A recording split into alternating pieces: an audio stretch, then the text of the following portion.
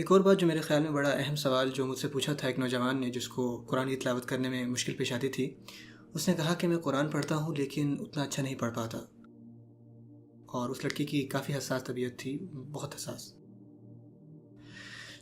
ایک بار وہ ریڈیو سن رہا تھا، شاید پاکستان میں کہیں شاید، جس میں ایک بچہ قرآن پڑھ رہا ہوتا ہے،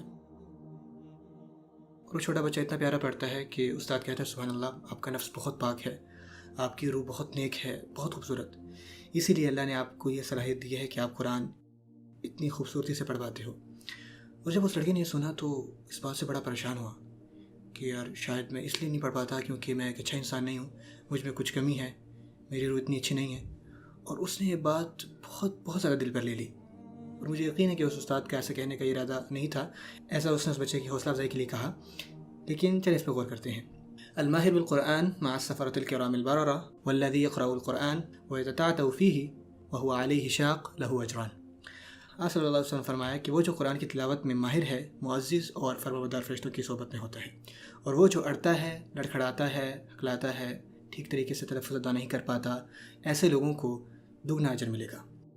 اور اس حدیث کے بارے میں مختلف تبادلہ خیال ہے کہ کیا یہ دگنا اجر ایک عام آدمی جتنا ہے یا یہ دگنا اجر ایک ماہر کی جتنا ہے، اور میرے سارے نقطۂ نظر کے مطابق یہ ماہر کے دگنے اجر کے برابر ہے، کیونکہ اللہ کامیابی کو نہیں دیکھتا، اللہ کوشش کو دیکھتا ہے، اللہ کوشش کو سراہتا ہے۔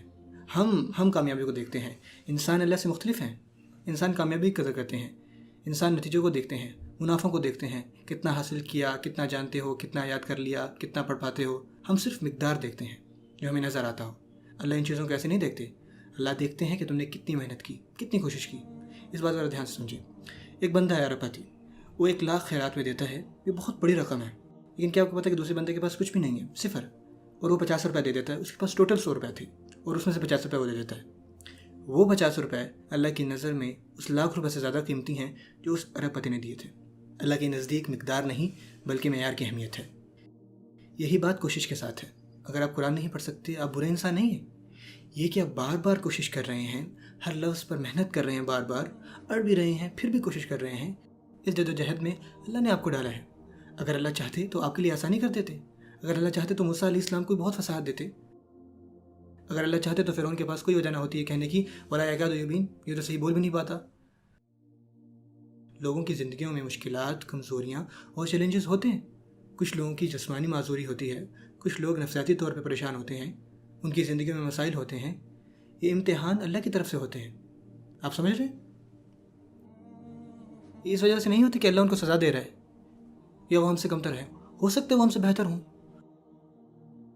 ہو سکتا ہے وہ ان معذوریوں کمزوری کی وجہ سے ہم سے بہت زیادہ بہتر ہوں۔ آپ ایسا بالکل بھی نہ سوچیں، ٹھیک ہے؟ ہمیں اللہ کا شکر ادا کرنا چاہیے۔ ہمارے معیار اللہ کے معیار کے مقابل نہیں ہے۔ لوگ تو ایک دوسرے کو نیچا دکھاتے ہیں، لوگ ان لوگوں کو چھوٹا سمجھتے ہیں جنہوں نے کوئی کامیابی حاصل نہیں کی۔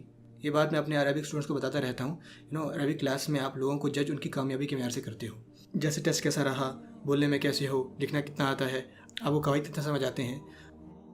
میرا ایک شاگرد تھا، وہ بندہ، آپ کو پتہ ہے اس کے بارے میں کیا کہوں گا کہ اللہ نے اس کو عربی کے لیے نہیں بنایا، لیکن وہ بندہ بہت ذہین ہے، بہت زیادہ ذہین، اپنے پروفیشن میں بہت تیز ہے، جس چیز کو ہاتھ لگائے ایسا نہ بن جائے، انتہائی جینیس ہے۔ اور جب بات آتی ہے عربی کی تو بیچارہ بڑی مشکل سے 30 لے پاتا ہے ٹیسٹ میں، نہیں کر پاتا۔ اور یہ بندہ اتنی پڑھائی کرتا ہے، اتنا پڑھتا ہوا میں نے کبھی کسی کو نہیں دیکھا۔ گھنٹوں پہ گھنٹے ہر دن بیٹھا رہتا ہے، وہ ٹیسٹ میں فیل ہو جاتا ہے۔ اگر کوئی اور فیل ہو تو وہ مایوس ہو جاتے ہیں، کئی دن تک پڑھائی نہیں کرتے۔ یہ بندہ اپنی تمام غلطیوں کو دیکھتا ہے، ٹھیک کرتا ہے، ریویو کرتا ہے۔ اور میرا دوست تھا، میرا شاگرد بننے سے پہلے، اور میں اس کو فون کروں کہ یار چلو کہیں باہر چلتے ہیں، اور آگے سے کہا نہیں مجھے پڑھائی کرنی ہے۔ میں اس کو دن میں استاد ہوں اور رات میں چلو یار کہیں چلتے ہیں، لیکن نہیں مجھے پڑھنا ہے۔ حالانکہ وہ باقی شاگردوں جتنے نمبر دور تک نہیں لا سکتا، میں اس کی زیادہ عزت کرتا ہوں، اور میں یقین ہے کہ اللہ اس کو بہت اجر دے گا۔ کچھ لوگوں کے لیے محنت ہوتی ہے، مشکل ہوتی ہے، جس کی اللہ بہت قدر کرتا ہے، اور کبھی اللہ آپ کو مشکل میں اسی لیے ڈالتا ہے کہ آپ کے درجات بلند کرے، اسی طرح وہ آپ کے درجات بڑھاتا ہے۔ لہٰذا جو لوگ آپ کے بارے میں ایسا سوچتے ہیں اور آپ اپنا موازنہ دوسروں سے کرنے کہ مجھے کتنا کم آتا ہے، میں کتنا تھوڑا جانتا ہوں، اس چیز کو چھوٹا نہ سمجھیں جو اللہ آپ کے بارے میں سوچتا ہے۔ یہی اصل حقیقت ہے۔ قرآن میں آیا ہے اِنَّ أَكْرَمَكُمْ عِندَ اللہِ أَتْقَاكُمْ، بے شک اللہ کی نظر میں تم میں سے سب سے زیادہ عظیم وہ ہے جس میں سب سے زیادہ تقویٰ ہے۔ تقویٰ کے بارے میں کبھی کوئی دوسرا نہیں جان سکتا، یہ کسی کو نہیں پتہ۔ دعا ہے کہ اللہ تعالیٰ ہمیں اس پہ عمل کرنے کی توفیق دے۔ بارک اللہ علیہ ولکم۔ السلام علیکم۔